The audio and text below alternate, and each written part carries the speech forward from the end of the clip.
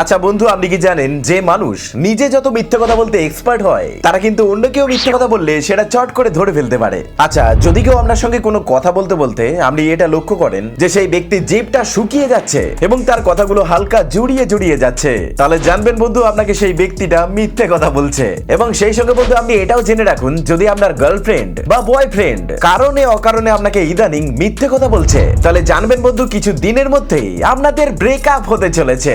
আজকে আপনাকে বলবো এমনই কিছু মারাত্মক মারাত্মক ফ্যাক্ট যেগুলো জানলে পরে আপনি একদম স্মার্ট হয়ে যাবেন বস। নাম্বার 1, আপনি হোয়াটসঅ্যাপে বা ফেসবুকে কাউকে মেসেজ তো নিশ্চয়ই করে থাকেন। এরপরে ধরুন আপনি কাউকে কোনো ইম্পর্টেন্ট মেসেজ করছেন, এরপরে যদি আপনি চান যে সেই ব্যক্তি আপনার মেসেজটাকে মন দিয়ে পড়ুক, তাহলে কখনোই বন্ধু সেই মেসেজটাকে এক নিঃশ্বাসে বড় বড় করে লিখবেন না, ছোট ছোট করে পাটে পাটে লিখবেন। এতে সেই ব্যক্তিটি আপনার মেসেজটাকে মন দিয়ে পড়বে। না হলে বড় বড় মেসেজ পড়ার মতো ধৈর্য আমাদের কারোরই নেই। নাম্বার 2, আপনাকে যদি সবার সামনে কোনো প্রশ্ন করা হয় এবং বাই চান্স যদি আপনি সেটার উত্তরটা না জানেন, তাহলে তো প্রেস্টিজ পাংচার হয়ে যাবে। তাই আপনি একটা বুদ্ধি করবেন বন্ধু, মাথায় তখন যাই উত্তর আসবে সেটাকে কনফিডেন্সের সঙ্গে পুরো বলে দেবেন। এতে কি হবে, যদি কেউ সঠিক উত্তরটা দিয়েও দেয় এবং যদি তার উত্তরে কোনো কনফিডেন্স না থাকে, তাহলে কিন্তু লোকে আপনার ভুলটাকেই ঠিক ভেবে নেবে এবং আপনাকেই বিশ্বাস করবে। এটাকেই বলে বন্ধু কনফিডেন্টলি ফেল হয়ে যাওয়া। মানে হারবোই যখন এমনি এমনি কেন হারবো, একটু লড়ে পড়ে হারবো। বলে না, হার কর জিতনে वाले को बाजीगर कहते हैं।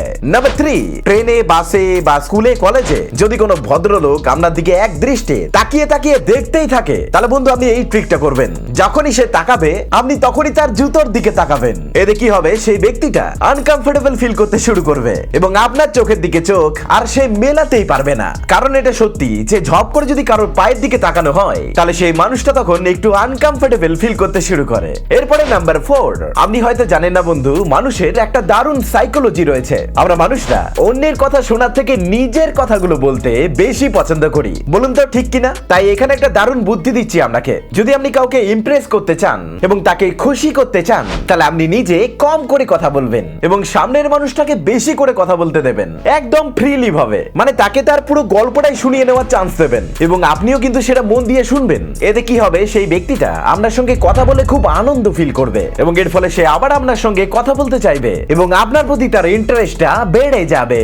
নাম্বার 5, অনেকে বলে নাকি যে কোনো কাজ করার আগে অনেকগুলো ব্যাকআপ প্ল্যান ভেবে রাখতে হয়। Plan A, plan B, plan C, এরকম ব্যাগেরা ব্যাগেরা ব্যাগেরা, যাতে একটা প্ল্যান ফেল করলে কোনো না কোনো প্ল্যানটা সাকসেসফুল হয়েই যায়। কিন্তু সাইকোলজিস্টরা বলছেন যে একসঙ্গে অনেকগুলো প্ল্যানের খিচুড়ি ঘাটা করে দিলে আপনার কোনো প্ল্যানই সাকসেসফুল হবে না। কারণ অনেকগুলো প্ল্যান করে রাখলে আপনি যখন প্ল্যান এটা করবেন তখন আপনার মনে হবে প্ল্যান বি তো আছেই, আবার প্ল্যান বিটা যখন ফেল করবেন তখন মনে হবে প্ল্যান সি তো আছেই। এরকম করে করে কোনো প্ল্যানটাই হবে না। তাই প্ল্যানের খিচুড়ি ঘাটা না করে দিয়ে যে কোনো একটা প্ল্যান বানিয়ে তাতেই ফোকাস করার চেষ্টা করবেন বন্ধু, তাহলে আপনার সাকসেস হওয়ার চান্সটা অনেক বেশি বেড়ে যাবে। তাই আমার এপার বাংলা এবং ওপার বাংলার বন্ধুরা এবং আমার মায়েরা, আমার পুরনো চ্যানেলে আমার যে বন্ধুরা আমার সঙ্গে এতদিন ছিলেন, আশা করি মরিচিকাতেও আপনারা সঙ্গেই থাকবেন এবং আপনাদের ভালোবাসা পাশে থাকলে একদিন এই চ্যানেলটাও স্ট্রাও আপের মতোই অনেক বড় হয়ে যাবে।